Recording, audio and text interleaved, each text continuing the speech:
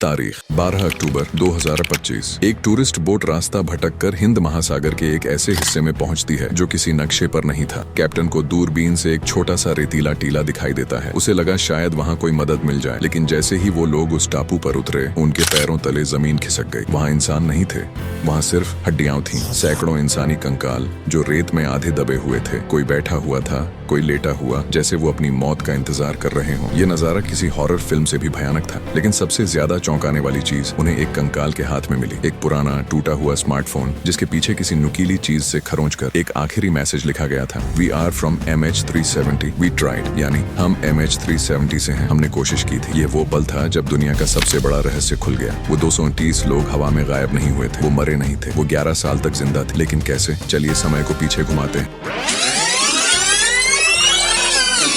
कहानी शुरू होती है 8 मार्च 2014 की रात से। फ्लाइट MH370 ने कुआलालंपुर से उड़ान भरी। सब कुछ नॉर्मल था, लेकिन 12:41 पर एक अनहोनी हुई। प्लेन में कोई धमाका नहीं हुआ, कोई हाईजैक नहीं हुआ, बस एक छोटी सी टेक्निकल खराबी से जहरीली गैस लीक होने लगी। पायलट बेहोश हो गए, प्लेन घोस्ट मोड में चला गया। सोचिए, 35,000 फीट ऊपर एक प्लेन अपनी मर्जी से उड़ रहा है और अंदर बैठे 229 लोग गहरी नींद में सो रहे हैं। एक ऐसी नींद जिससे वो शायद कभी न जागे। घंटों बाद फ्यूल खत्म हुआ, सन्नाटा चीख में बदल गया जब कैप्टन को होश आया, लेकिन तब तक बहुत देर हो चुकी थी। नीचे जमीन नहीं, सिर्फ नीला समंदर था। प्लेन पानी से टकराया, लेकिन किस्मत का खेल देखिए, प्लेन के टुकड़े नहीं हुए, वो पानी पर लैंड कर गया। ज्यादातर लोग बच गए। उन्हें लगा भगवान ने उन्हें नई जिंदगी दी है। उन्होंने लाइफ जैकेट्स पहनी और पानी में कूद गए। तभी उनकी नजर एक जमीन के टुकड़े पर पड़ी। जमीन जमीन की आवाजें गूंजने लगी। वो पागलों की तरह तैर कर वहां पहुंचे, लेकिन उन्हें नहीं पता था कि जिसे वो अपनी किस्मत समझ रहे हैं, वो असल में उनकी सजा है। जब वो किनारे पर पहुंचे तो उनकी खुशी मातम में बदल गई। वो कोई बड़ा टापू नहीं था, वो सिर्फ 33 मीटर का एक रेतीला घेरा था। इतना छोटा कि आप 1 मिनट में पूरा चक्कर लगा लें। वहाँ न जंगल था, न गुफाएं, न नदियाँ।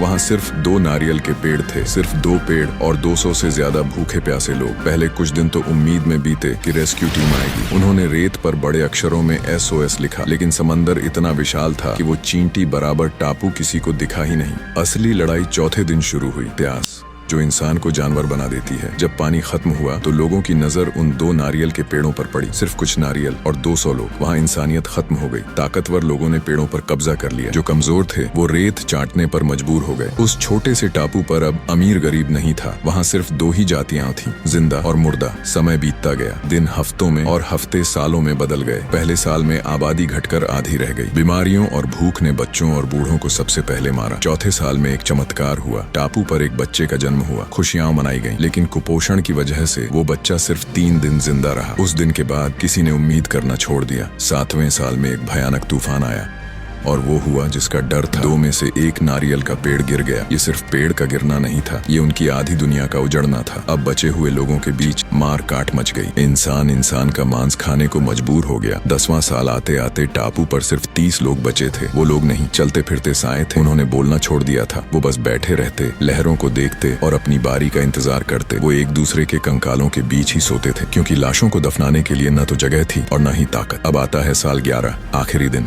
अब टापू पर सिर्फ एक इंसान की सांसें चल रही थीं। उसका नाम था आरव, वही शख्स जिसने 11 साल पहले सबसे पहले जमीन देखी थी। आज वो अकेला था। उसके चारों तरफ उसके दोस्तों, उसके साथियां के 233 कंकाल बिखरे पड़े थे। उस आखिरी नारियल के पेड़ के नीचे बैठकर उसने अपनी जेब से अपना बंद पड़ा फोन निकाला। उसे पता था कि वो कभी ऑन नहीं होगा। उसने एक नुकीला पत्थर उठाया और फोन के पीछे अपनी आखिरी गवाही लिखी। वी ट्राइड, हमने कोशिश की। उसने अपनी आंखें बंद की। उसे कोई दर्द नहीं हुआ, उसे सुकून मिला, क्योंकि 11 साल की लंबी और दर्दनाक लड़ाई अब खत्म हो चुकी थी। आरव की गर्दन लुढ़क गई और उस टापू पर जिंदगी का आखिरी दिया भी बुझ गया। जब दुनिया को यह सच पता चला तो सब सन्न रह गए। हम सोचते रहे कि प्लेन समंदर में डूब गया। हम मलबे को गहराइयों में ढूंढते रहे, लेकिन वो लोग आसमान की तरफ देख रहे थे। हमारे इंतजार में उस 33 मीटर के टापू ने 11 साल तक एक राज छिपाए रखा। दोस्तों, MH370 की यह कहानी हमें एक डरावना सच बताती है। उम्मीद इंसान की सबसे बड़ी ताकत है, लेकिन कभी कभी उम्मीद ही सबसे बड़ी सजा बन जाती है। अगर आप उस टापू पर होते तो आप क्या करते? क्या आप 11 साल संघर्ष करते या पहले ही हार मान लेते? नीचे कमेंट्स में जरूर बताएं। अगर इस कहानी ने आपके दिल को छू लिया है तो लाइक करें और चैनल को सब्सक्राइब करें। हम फिर मिलेंगे एक और अनसुनी दास्तान के साथ।